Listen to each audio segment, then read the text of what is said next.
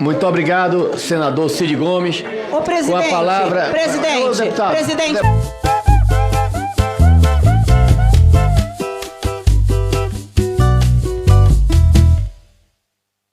Pela ordem, presidente.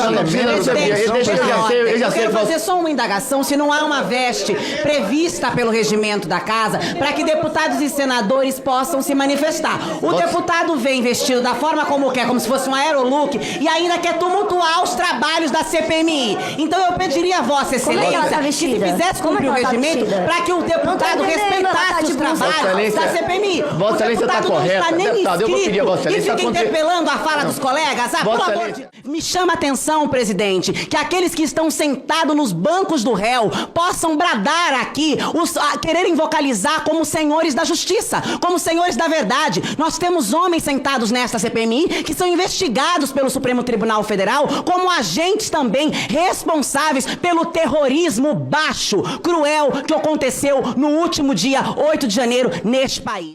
Nós estamos aqui porque o povo brasileiro precisa de resposta do que ocorreu no dia 8 de janeiro, mas não apenas no dia 8 de janeiro, ao longo dos últimos meses e dos últimos anos, com tentativas e encenações golpistas durante toda a gestão do ex-governo, que atacou a lisura das urnas, que atacou a soberania do voto popular, que decidiu, ao final do segundo turno, que queria uma outra representação ocupando o Palácio do Planalto. Nós não podemos nos confundir aqui, presidente, com narrativas falaciosas, com tentativa de ridicularização desse espaço, com tentativa de transformar os trabalhos dessa CPMI num circo para confundir o povo brasileiro daquilo que importa. Que o que importa é que não poderá haver espaço no país, no Brasil, para o fascismo. Que a democracia venceu e vencerá, e esta CPMI terá a responsabilidade de provar, sim, que houveram encenações golpistas durante todo o tempo. Me chama a atenção, presidente, que aqueles que estão sentados nos bancos do réu possam bradar aqui, quererem vocalizar como senhores da justiça, como senhores da verdade. Nós temos homens sentados nesta CPMI que são investigados pelo Supremo Tribunal Federal como agentes também responsáveis pelo terrorismo baixo, cruel, que aconteceu no último dia 8 de janeiro neste país. Nós temos uma responsabilidade com o Brasil, nós temos uma responsabilidade com o povo brasileiro, nós temos uma responsabilidade com a democracia que foi colocada em xeque, que foi colocada em risco, que foi banalizada assim e que teve muitos deputados, senadores, agentes públicos envolvidos nisso. Então esperamos, presidente, que a gente não se confunda, que a gente não caia nessas tentativas de polemizar, de fazer bagunça na CPI. O que está colocado aqui é uma temática extremamente séria que diz sobre o futuro do Brasil. Nós temos uma cronologia do que foram as encenações golpistas nesse país, com minuta do golpe, tentativa de explosão em aeroporto, acampamento na frente dos quartéis. De fato, foi um cenário horroroso, catastrófico e que precisa ser responsabilizado. Essa CPI chamará aqui, já para concluir, para prestar esclarecimento, os mentores, os financiadores e todos aqueles que estiveram envolvidos, inclusive aqueles que estão sentados como membros nesta CPI. Então nós não nos confundiremos com a tentativa de criar confusão, de criar guerra. É que nós possamos fazer isso dentro do espírito republicano, diplomático e democrático. Eu sei que para muita gente o espírito republicano e democrático, vou concluir, presidente, é algo que não é muito claro para essas pessoas, mas eu espero que possam nortear os nossos trabalhos aqui. Obrigada, presidente. Deputado, veja bem, Vossa Excelência está provocando... Eu vou fazer um apelo a Vossa Excelência, com todo respeito, para que a gente possa... A deputada Érica falou com toda a propriedade, porque não podemos ter interrupções permanentes. Vossa Excelência está inscrito, Vossa Excelência vai ser ouvido na hora... não pode falar. Perfeito. Então, com a palavra agora, o meu conterrâneo, com muito orgulho para a Bahia, senador Magno Malta, nosso segundo vice-presidente.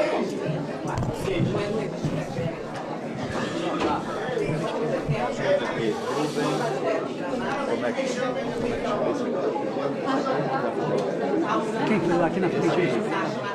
É o... Só porque...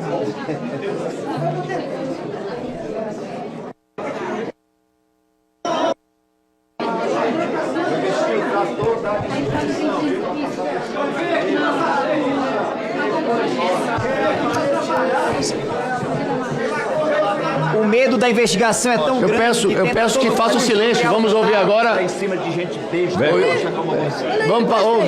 Vamos ouvir agora a palavra do nosso segundo presidente, vice-presidente, senador Magno Malta. Por favor, senador.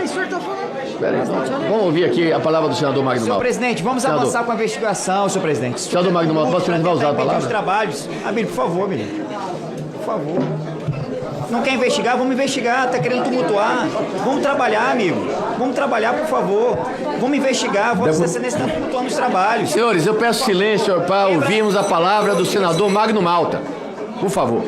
Deputado Abílio, eu peço a sua vênia e gostaria muito que Vossa Excelência pudesse me ouvir e ouvir a todos também, não é?